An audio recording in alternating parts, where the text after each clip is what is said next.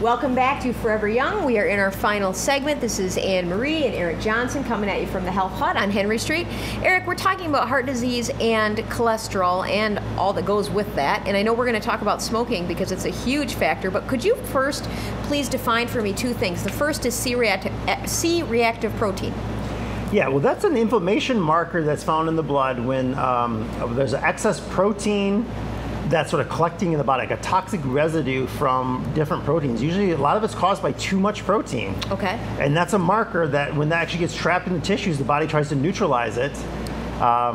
And well, another thing that's related to that is the acidity in the body. So too much protein, what does it do? It causes the body to acidify. It becomes too acidic. Well, and the toxic load to get rid of this acidity, your body has to constantly reattach mineral molecules to neutralize the toxic acidic protein. So then you actually become depleted. Like we go back to the magnesium. That's why magnesium is really important, actually, for helping with C-reactive protein. Well, tell me about HDL and LDL. And you know, they always say HDL is the good protein, or the high density lipid, and the bad cholesterol is the LDL, or low density lipid. Okay. And you actually need both, but you want them to be in the correct balance. Like if you have high HDL and high LDL, then that actually, it can actually sort of cancel out itself. You want a normal, if you had a high HDL and a moderate amount of LDL, you could still have high cholesterol and still not be at a greater risk of heart disease. Okay. See, you could have high cholesterol and not be at a greater risk. Because, so it's complicated. Yeah, exactly. Depending on your lipid panel, basically. Well, depending on the balance, the actual balance. Okay. Remember, cholesterol is just one of 5 things, so that still is 1/20th of the thing. So like everybody's focused all on cholesterol, but it's only like 20% of the equation. Exactly. So now, that's something that's really been lost. Let's talk about smoking, because it's a huge factor in cancers, in emphysema, in heart disease. Right. It all leads to acidity in the body. When you smoke, you need if you smoke. Well, smoking is so complicated because like people when they smoke, they're not just smoking tobacco. If you read. Several years ago, the tobacco companies had to release all the flavoring and chemicals they sprayed on the tobacco. So when you're smoking, you're not just, unless you're smoking American Spirit or some just pure like organic tobacco, you're getting all kinds of other chemicals that are not talked about. I mean, there's all kinds of flavorings and stuff added to there, and other additives. So okay, while smoking is bad because it makes the body acidic, right? It creates a toxic overload for the body. You get toxemia. Toxemia leads to more C-reactive protein, more inflammation within the arteries. Okay. That's all bad. Bad is not just bad for the heart, it's bad for the arteries, it's bad for the lungs. When the building, if the building is on fire, you don't run into the building and you breathe deeply, you know what I mean? Exactly. You run away from it. So we need to run away from smoke in general. Not towards it, but away from it. Exactly. And I know there's a lot of reasons why people smoke, and then you could talk about the effects of people that smoke a moderate amount, people that smoke are heavy smokers. What they're smoking, whether they're smoking commercial cigarettes or whether they're smoking like organic cigarettes. The Native Americans smoked cigarettes, but they didn't. It was a ceremonial thing. They'd maybe smoke for an hour a week or something, you know what I mean? They weren't smoking, they didn't have like packs of cigarettes, they were pulling it out. Right. So we're talking about a chronic, high stress, people tend to be, the cigarette smoke tend to be, higher stress, they tend not to get enough vitamin C and other nutrients. So yes, smoking is very bad. If your nutrition is bad, then it's even worse.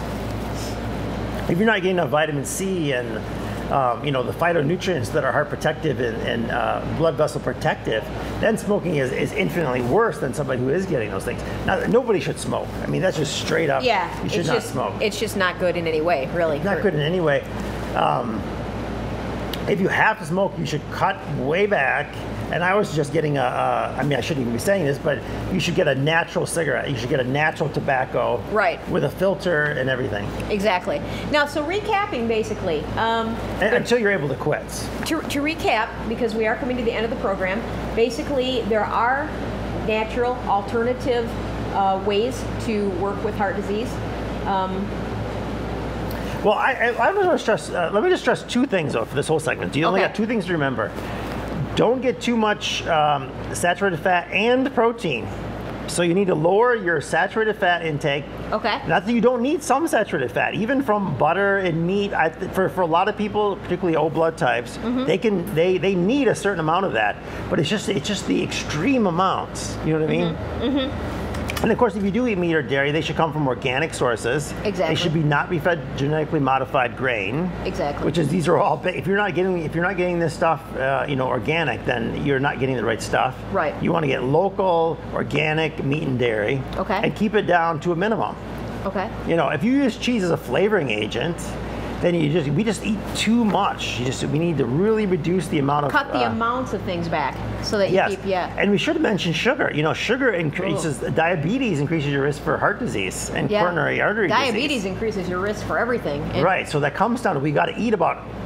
I said, everybody listening to this program right now just ate half as much fat, sugar, and protein as they're getting now. I mean, you need enough protein, so that's kind of a variable. If you don't eat much protein, then you might have to cut that in half. But if we just cut the amount of sugar and fat that we eat in half, and by sugar, I'm also including things that turn to sugar right away, like potatoes. Like potatoes and white flour. Okay. If we cut those things in half, we can extend life by 10 to 30 years. 10 to 30 years. You can still fill up. I know people like it's wintertime, I'm cold, I'm hungry, I want to eat, I want comfort foods.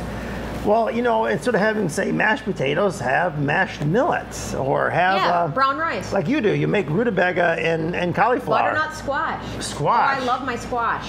And now does squash have high fiber too? It's high fiber, and it doesn't turn to sugar right away. And it's a comfort food. You can make it like a comfort food, and you can put a little bit of organic butter on there, or coconut oil, and get a saturated fat that's actually can be heart healthy, and get your comfort food. So that's really important. Wonderful. Well, we have to close, and we'd like to thank you for being here with us, and join us again for Forever Young. Aren't we doing our next one on sugar?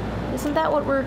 We sure could. Yeah, we'll do our next one on sugar, which is actually at the root of a lot of health issues. Right. Yeast, everything. So this is Ann and Eric Johnson saying good night or good afternoon, whichever time you're seeing this. We'll be back with more Forever Young next week.